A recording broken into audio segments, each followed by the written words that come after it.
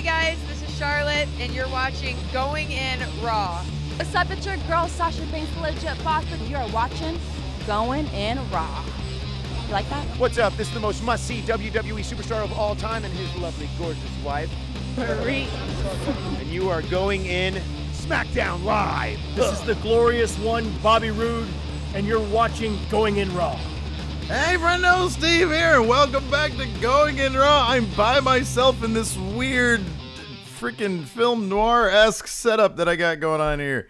I don't know what I'm doing, man. I decided to go into the office today. Larson's gone. He's out. He's on vacation. He's doing his thing. I'm actually about to join him. Me and the wife are going to hop in the car in about an hour from now. So there will be no post-show for patrons today. I apologize for that. But, yeah, I noticed in the live chat here, you guys are talking about how old I am. And I don't appreciate it. Gas was probably about 63 cents back when I was born. But anyways, yeah, so this is Going In Raw, the only pro wrestling podcast you need to be listening to right here at youtube.com/Steven Larson. Be sure to hit the subscribe button, the little notify bell next to it, and all that good stuff. Yeah. Whew, man. The Wrestle Hub is telling me to remember the hashtag Wrestling Podcast Awards. Apparently we're nominated for some awards. So that's great. Anyways. So yeah. Where was I? Going In Raw? I'm lost without Larson, to be honest with you. Even if it's just here. I was actually just waiting for the chat to start talking about how this is all weird. I'm by myself. It doesn't happen very often. There's like a couple weird things happening coming up too. Next week, I'm going to be gone Wednesday, Thursday, Friday. Can't say why.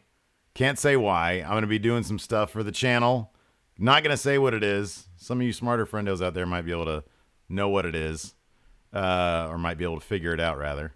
Larson's going to be holding down the Daily Show on his own with a special guest on Wednesday, Thursday, Friday. Not going to say who it is. Kind of excited about it. It's not Adam Mayhem, thank God. So, yeah. That's what's going on next week. It just sprung up out of nowhere. This opportunity thing just came out of nowhere. So I'm going to go do that. So, yeah. It feels very InfoWars doing it this way. I don't like it. I'll be honest. I do not like it. And when I look at my little monitor screen right here, I got this guy right here over my shoulder, that dumb smile of his. How does he get to go on vacation? Anyways. No, Lacey's in the other room. She's getting ready for the trip. She's around. I'm not going to bring her in here. She'll be like, I don't have my makeup on. I haven't done my hair. I haven't done all that stuff. So, yeah. Anyways, I'm going to take a super chat here real quick. I got one super chat. One Steve, one super chat. Trey Saunders. Blazing at home before work, just made strawberry lemon vanilla ice cream flavored jam. About to stuff them into some croissants. Chef life is real. That's pretty cool. That sounds like a real life right there. Anyways, we're going to get to some wrestling news because this is all awkward and shit. And then I'm going to read some Twitter questions. Oh, hold on. Before I get started with wrestling news. This is on sale, friendomarket.com. We only have 3 smalls left, and we've got between 10 and 20 of all the other sizes left. It's on sale right now, $25. Anybody who buys it during the show, it's the Chicago sticker pack. Do I have this thing right here? Where's this guy? Right there. There he is, that thing. Isn't there another picture? Yeah, there's another picture right here. This right here. This shit right here is on sale right now. Friendomarket.com, $25. It's on sale for the first 24 hours or whenever I decide to take it off sale. Maybe the whole weekend. I don't know. These sold like hotcakes in Chicago. People loved them. They look great. High quality merchandise. You get 3 stickers, a postcard, and the shirt. Chicago shirt sticker pack. Buy it now. If you do the next 45 minutes, I'm not thinking it's going to be a long show. If you buy it within the next 45 minutes, I'll read it off on the show. I'll read your name on the show. I got no problem with that. Anyways. Let's talk about Daniel Bryan. Daniel Bryan is re-signing with the WWE. Some people in chat noted that when I wrote it here, it looked like it said he resigned from WWE. No, he re-signed. So I put a little dash there. Daniel Bryan re-signs with WWE. According to Wrestling Observer, quote, Daniel Bryan just signed his new contract, so they've agreed on terms. As of September the 3rd, it was not official since WWE hadn't signed it, but that's a formality, and it should be official very soon, if not this week. It's been pretty much a given now for several weeks that he wasn't going anywhere for a number of reasons, but it was not an easy decision, and he was lucky that whatever his decision was going to be, there was no wrong decision. Pro Wrestling Sheet adds that it's a multi-year deal. Meltzer also said it was a tough decision for Daniel Bryan because, quote, he can't watch G1 and not want to be there. Obviously, he probably saw All In as well and wanted to be there for the festivities. But I don't know. I kind of feel like Daniel Bryan's a bit... I'm sure, like, look, he can make a shit ton of money in New Japan, Ring of Honor, wherever he wants to go. He can make a ton of money. Have a great time with all those guys.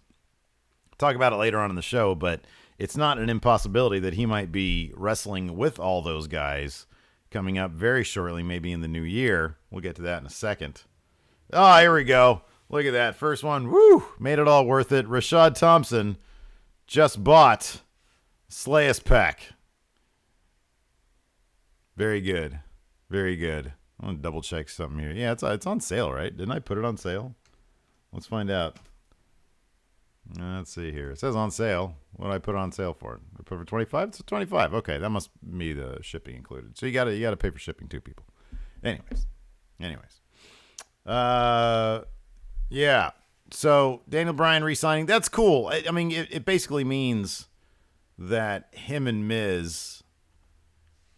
It wouldn't surprise me if him and Miz... Me and Larson have talked about this plenty. Him and Miz. Michael Carlson. Oh, I remember Michael Carlson. He was the guy who did the Lex Luger thing.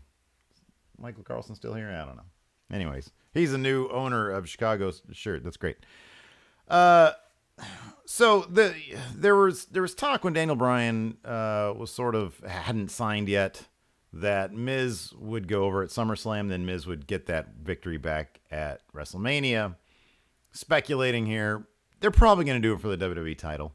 Makes all the sense in the world. For one thing, given the way the WWE has booked AJ Styles, very strong. He's had the title for, a lot of days. But the title hasn't been main eventing anything since they've been doing the cross-brand pay-per-views. It's rare that it even main events SmackDown. I mean, the title's not really on the line at SmackDown, but the AJ Styles segments haven't really been main eventing. The biggest story going on SmackDown has been the Miz Daniel Bryan. I mean, understandably so. It's been going on for like 8 years now. And so it makes all the sense in the world for even if Daniel Bryan was to leave Miz to go over at SummerSlam. I think Miz is going to be coming out on the he's going to be looking stronger than Daniel Bryan all the way up till WrestleMania. He'll be coming out on top. And then Daniel Bryan, I would think it makes sense for Daniel Bryan to take the title off the Miz. That's like the biggest story they could tell.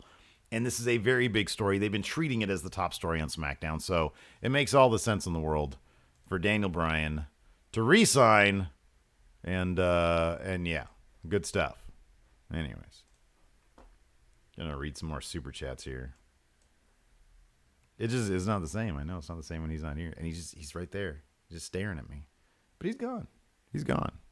Let's see here. Jonathan. What is the water doing to the frogs? I don't know what that means, Jonah. Let's see here. Scuba music.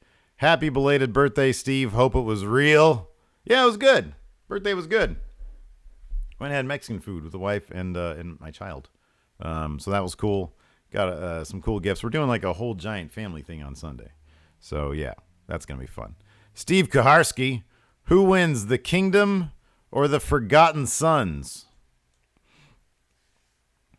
So I don't know much about the Kingdom.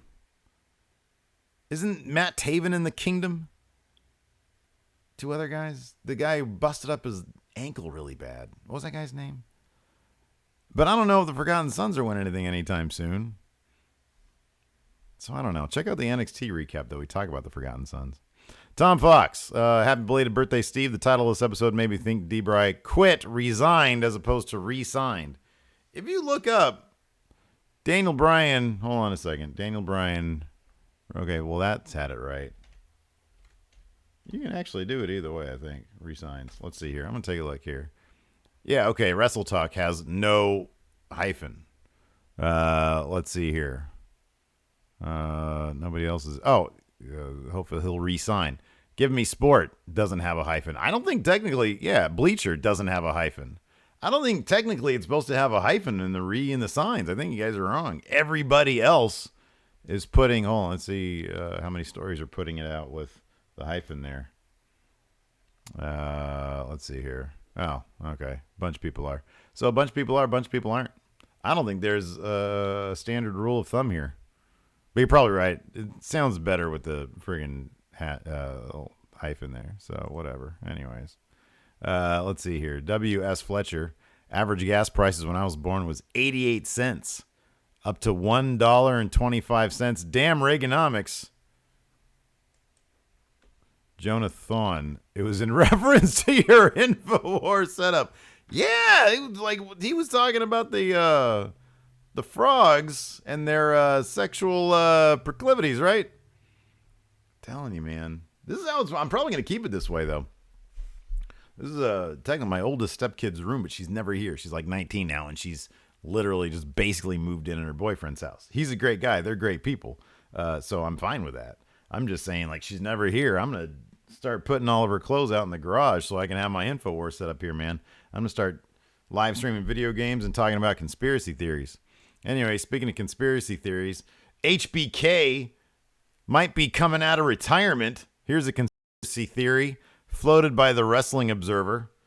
Because, let's face it, after watching HBK and Undertaker, that segment this past week on Raw, it wasn't hard to come away with the feeling that WWE may be setting the stage for Shawn Michaels, the Heartbreak Kid, to return to the ring. Looks like that idea has, in fact, been confirmed by Dave Meltzer of the Wrestling Observer this week. Quote, when the segment was over, this did not come off like a promotion of Undertaker versus Triple H, but that Undertaker versus Triple H was a step in the greater direction of Undertaker versus Shawn Michaels. Michaels had already said he would be in Melbourne at ringside for the match on October 6th. This is for the WWE Super Showdown. And if they are going in that direction, an angle there would make sense. The working idea internally right now is that Shawn Michaels is coming out of retirement. Confirmed. Wrestling Observer confirmed it. As usually when Larson be talking, I take a swig of water. He says right now it is not for a singles match, and it is targeted, if not scheduled, for Saudi Arabia on November 2. So they're doing like a Saudi Arabia show on November the 2nd. That's also kind of news, but I didn't really put that in here because it's in here. WWE's doing another Saudi Arabia show on November 2nd. You think they're going to have any women in that one? Probably not. Generally speaking, he says, the rule of thumb is Vince McMahon hates to build something up that he isn't going to deliver. And when this overshadowed the match he was promoting for Australia, it would indicate it's more than just the usual Michaels returning speculation. He adds, still, that did happen for Michaels versus Daniel Bryan a few years ago, and even though Michaels made it clear to everyone that he wasn't doing the match, most in the company didn't believe it for that very reason. Vince's rule of not wanting to get people excited about a match he's not delivering, it's the same reason he was furious at Steve Austin and Brock Lesnar for doing promos that got too legit for a match that had no chance of happening.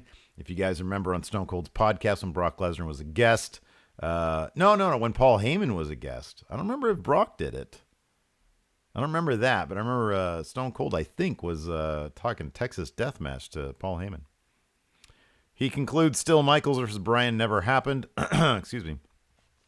And HBK made it clear at the time he wasn't going to wrestle again. HBK has previously said, though, fairly recently, back in June, when he gave an interview to Sky Sports, that he is open to returning for one more match. He says, quote, I've been retired for 8 years now, and when it got to the 5-year mark, I thought people would start asking me, but they just kind of stopped. I think it's one of those that you would never say never about, and if it was just for a one-off, then it's something that I would take a look at. It would have to be done the right way and just for one match rather than something that ran for longer. It could be possible, but people would have to accept that they wouldn't be getting the showstopper, Mr. WrestleMania, and that I'm 52 years old now. Michaels said the most likely option for a ring return would be in a tag team match, another DX reunion.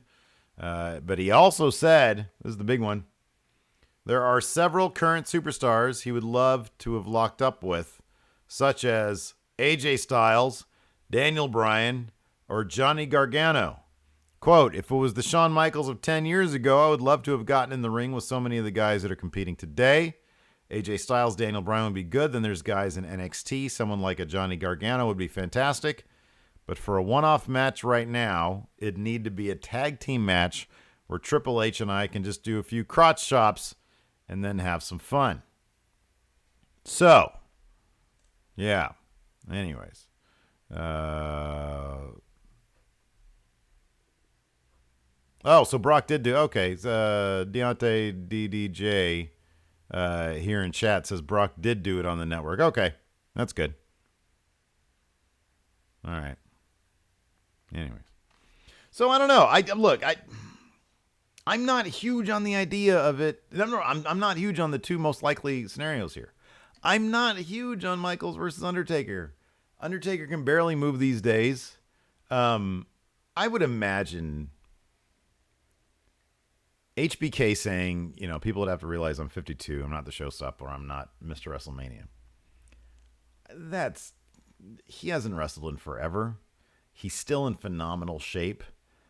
I'm sure the man could adapt his old body to a match that would be with AJ Styles, Daniel Bryan, Johnny Gargano, to something that is absolutely thrilling.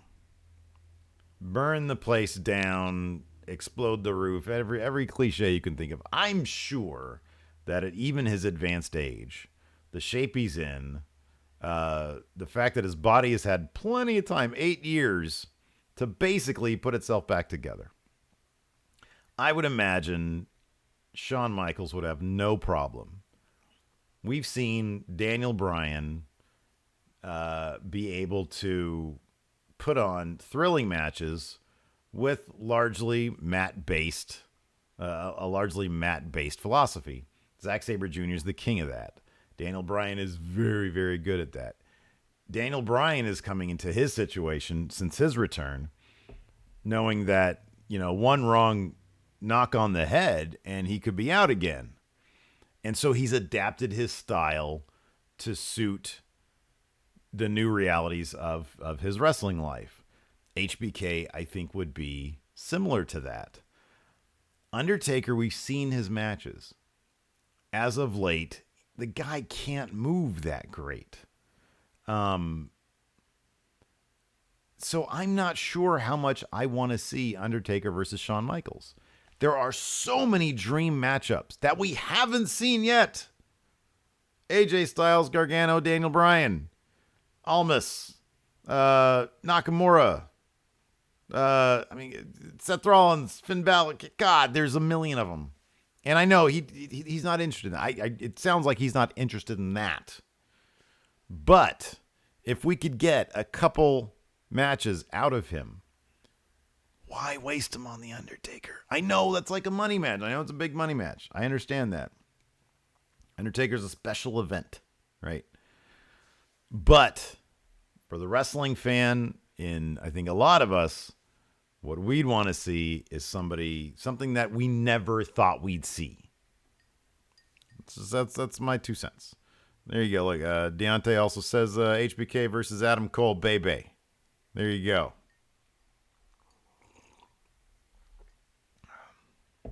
By the way, happy birthday to our moderator, Karen. I don't know if she's in the room today. I haven't checked.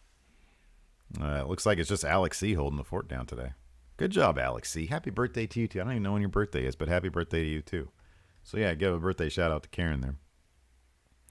So, yeah, man, that's what I'm thinking about HBK. I think it's exciting, though. I think it was pretty stunning that... what was I talking about? It was pretty shocking that, they sort of ran this angle on Raw. And granted, a lot of people were talking about it, but the idea of an HBK return, it's like a pretty massive deal. Pretty big deal. So, yeah. Anyways. Hit some more super chats, and we're going to talk about All In a little bit. I know you guys love that. Let's see here. Trey Saunders. I want the H title to have a match at All In 2. Who would be your dream match for that title with the current indie scene? All right, well, let's say somehow, miraculously, Adam Mayhem holds on to the H title. I got a hair in here. For the next year. And he shows up at All In 2. Double or nothing. H titles on the line.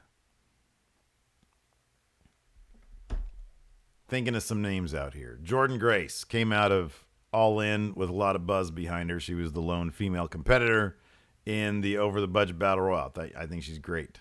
I'd like to see Adam Mayhem's cocky attitude maybe against an MJF, an Ethan Page perhaps, even maybe like a big powerhouse like Brian Cage. I think those are three good names that I'd love to see against Adam Mayhem, as long as they all put a real hurting on him, and then any of them can come away with the H title. I'd be very happy to get that sticker out of there. Programming note also, I should have mentioned this at the top of the show. Tomorrow, the StarCast vlog is going up. It was going to go up today, but tomorrow, instead of the countdown show thing, I decided to do this today, and then the vlog is going up tomorrow. Jonathan, Super Chat, Triple H, 4 HBKs return versus Taker, 4 Triple H's in-ring retire. Triple H, 4 HBKs. What does that mean? 4 HBKs? Like, can there be 4 H... What? I don't know what that means. Maybe elaborate. You don't have to super chat. Just elaborate a little bit, Jonah. I want to see if I can catch your meaning here. Anyways. Let's see here. I'm in the Discord, which you can check out. Patreon.com/Steven Larson. By the way, $1 a month now gets you ad-free Going In Raw. Right now, it's the Monday through Friday. And basically all we're doing is we're just putting this live stream version, not adding any ads to it. We're putting that up on the Patreon wall, so but remains unlisted. So yeah, if you're tired of the pesky ads and Going In Raw, $1 a month gets you ad-free Going In Raw. It's a better deal than if this is the only thing you watch on YouTube, which I really doubt it is. If it's the only thing you watch on YouTube, you don't have to worry about YouTube Premium, $10 a month. Just get this for $1 a month. Let's see here. Diddly Doodler had a question in Discord. He says, so today I had doctor's appointments this morning and had work at the same time, so I switched shifts with a guy who's working 7 p.m. to 2 a.m. at the golf course for Glow Golf. I forgot that I also had to be at work at 4 a.m. for work tomorrow. In terms of booking decisions, how bad of a call was this? Is this the finger poke of doom in terms of bad ideas? It's like Vince Russo winning the title, maybe. It's up there. Yeah, maybe. Oh, man, he also says he's getting his toenails removed right now. Gee, man, you guys are weird. Jimmy Thomas, what's the plans for the weekend? I don't know if he means like Going In Raw plans. My plan is to go to a wedding, hang out with the wife, and maybe get drunk. But yeah, so we have Matt Chat as regular on Sunday. Tomorrow is the StarCast vlog. So there you go. Moving on. Speaking of StarCast vlog, Dave Meltzer also had a really extensive write-up about All In the latest newsletter. There were some interesting bits. I mean, a lot of it was kind of, obviously, look, Dave Meltzer's close with all those guys. He's going to have some inside info. But it was kind of just a lot of perspective, historical perspective from his point of view. Kind of interesting stuff, though. I mean, from every angle, this was a massive success.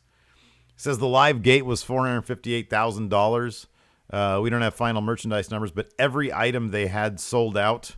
And the All-In shirt sold out at 3:30 p.m., 90 minutes before the show started, and 30 minutes after the doors opened. Those lines were ridiculously long. I walked in there, and ooh, boy, they were long. Let's see here. Fight TV grossed more than $1 million between iPay-per-view sales and StarCast iPay-per-view sales. That would probably indicate in excess of 20,000 iPay-per-view orders. which was well above expectations if you figure 80% of the revenue came from the show and 20% came from the convention. The StarCast convention sold 11,000 tickets, but that doesn't mean 11,000 people because people bought tickets for multiple events. There was like a laundry list of events that they had. Let's see here. There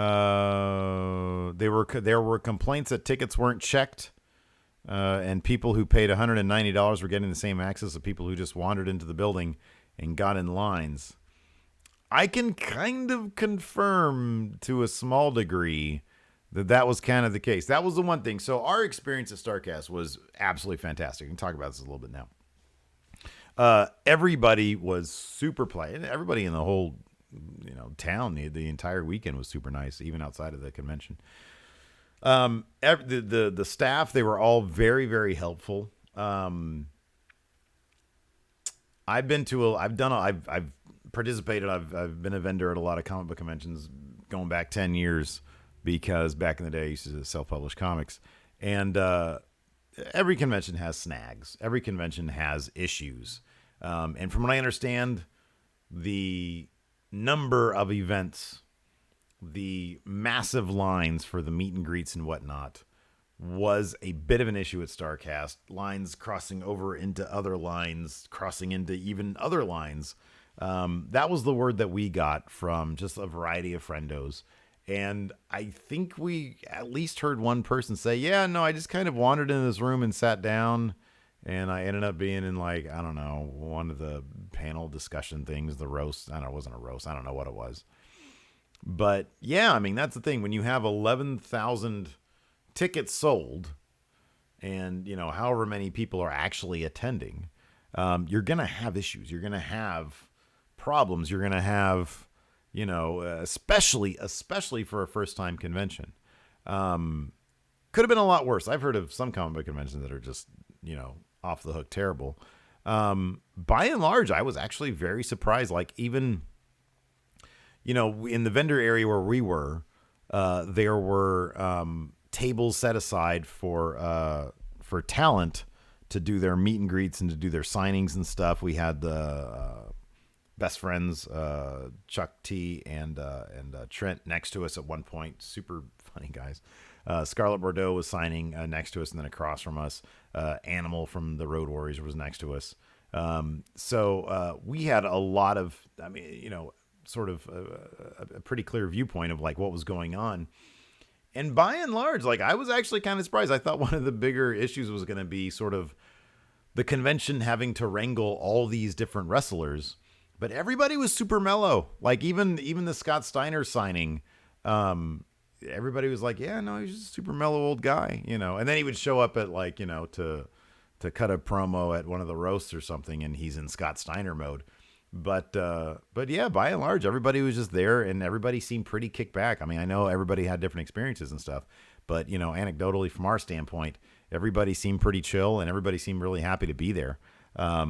But yeah, I mean, I could totally see how somebody'd pay $200 for like a meet and greet or some sort of event, hop in line, and then some dude just wanders into line, and then they get in, and it's like, well, how did he pay? So no, I mean, that's just what happens when you have that many people there. But yeah, no, it was. I mean, from our point of view, there was always a wave of people coming through, and then it would die down a little bit, and another wave of people coming through. So whatever they were doing was really, really working well for us. We did pretty well in terms of, being able to see all the friendos who were coming out. They had no problems finding us. We sold a bunch of shirts. It was a really good deal.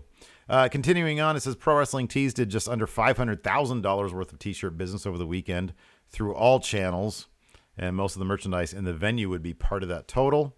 One interesting bit, Marty Scurll and Kazuchika Okada's match, which was my personal favorite match of the night. I think it was Larson's also.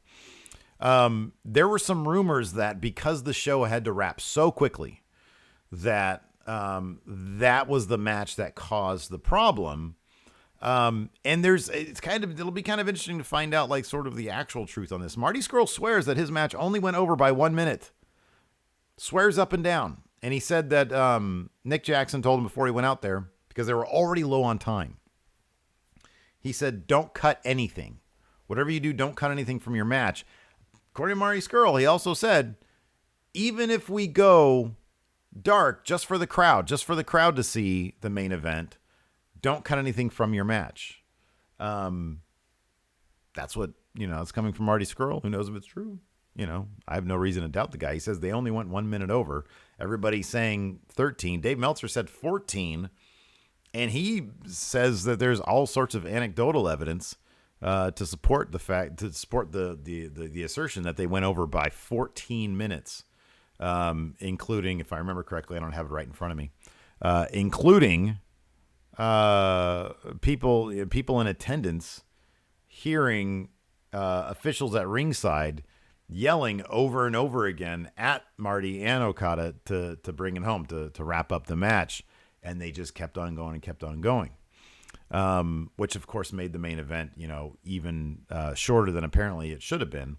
And they had to do that hurried finish.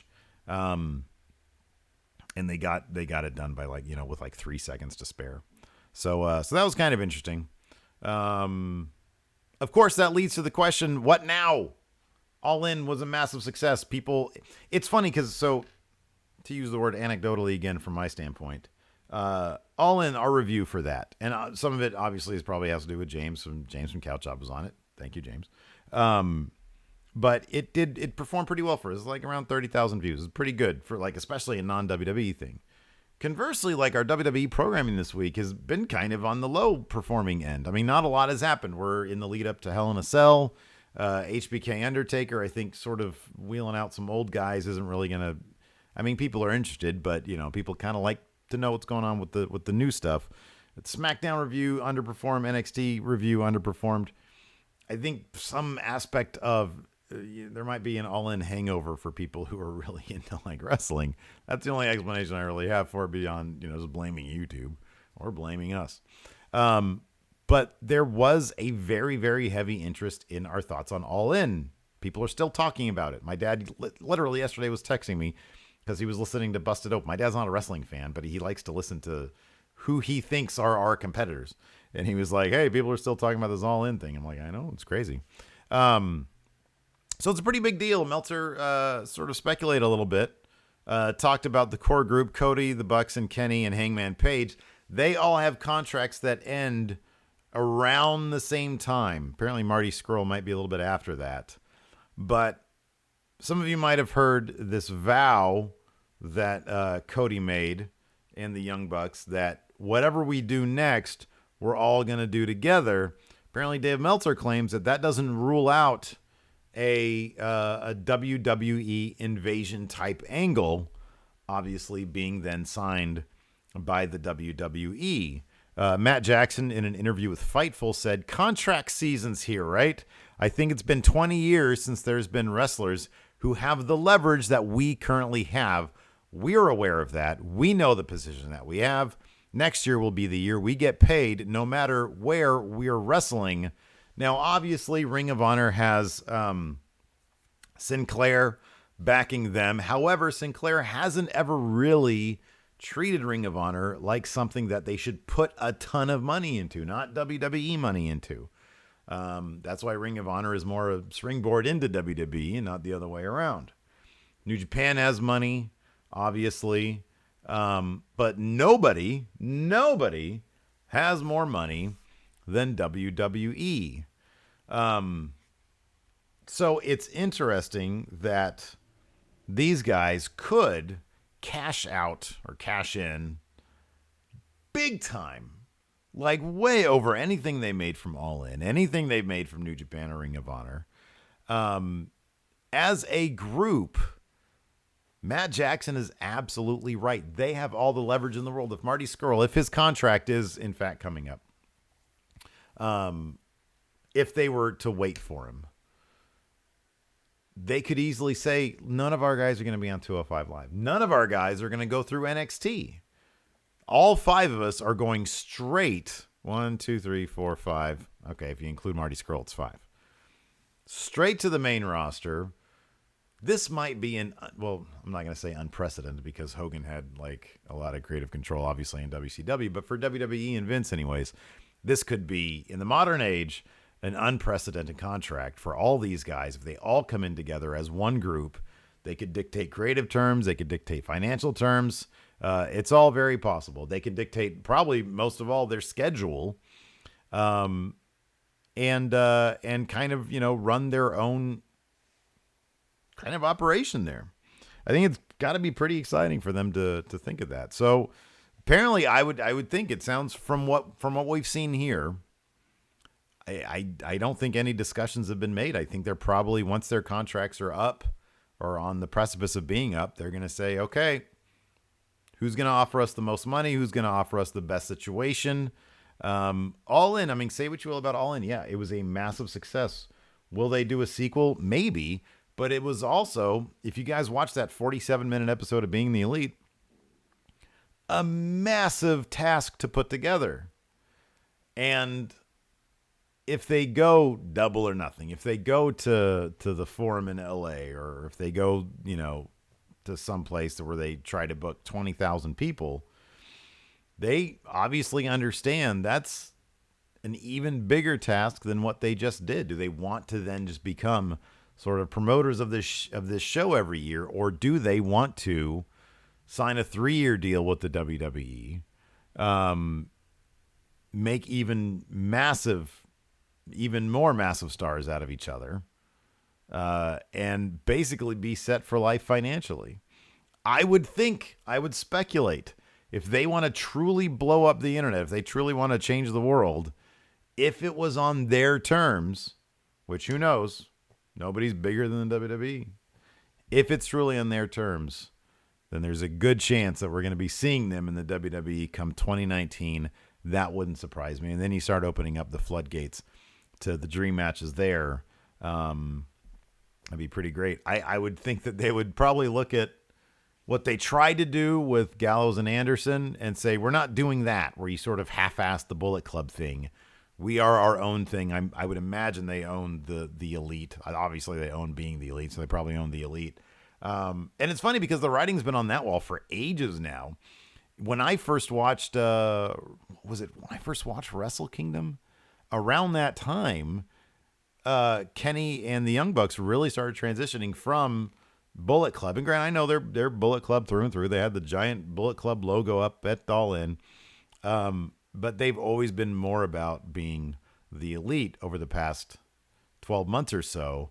And that's very, very smart, because it's what they own, and they could take that to WWE. They could go to WWE as the Elite. They don't have to worry about being Bullet Club, because they're so synonymous with the Elite at this point.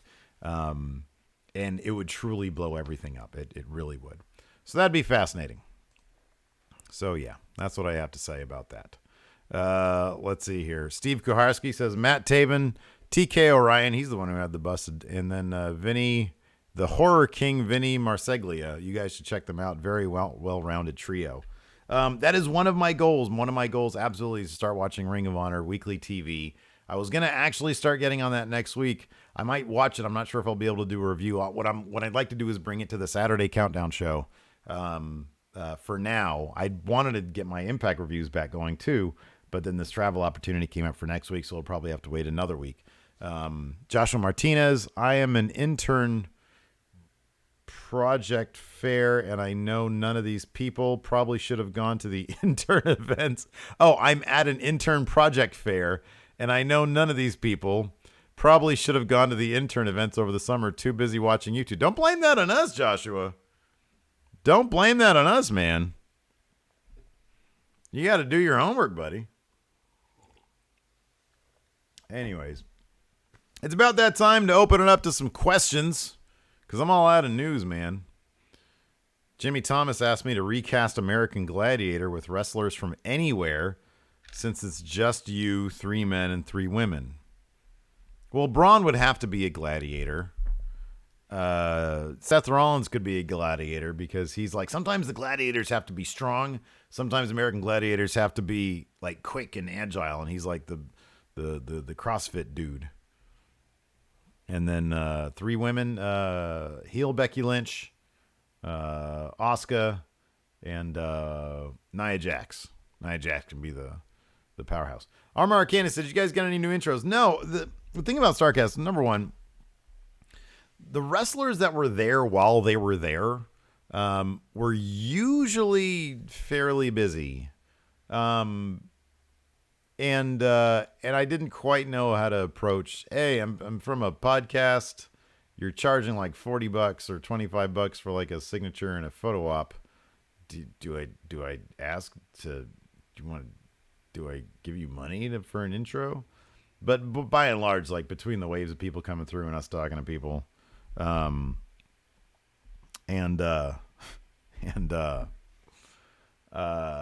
then just the wrestlers sort of being busy. And on the last day, it's funny, on the last day, like Joey Janela was sitting across from us. We brought donuts, and him and Penelope each had a donut.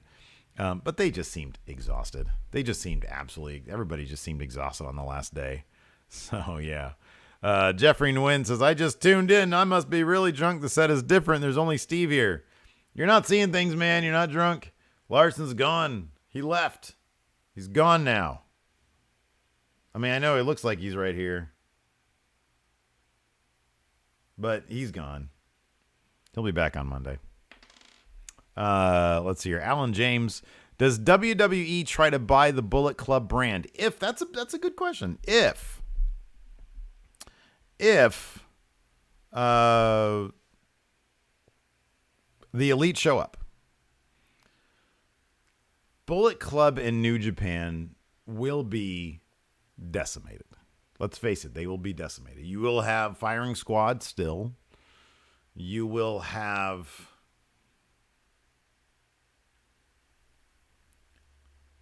Stephen Amell.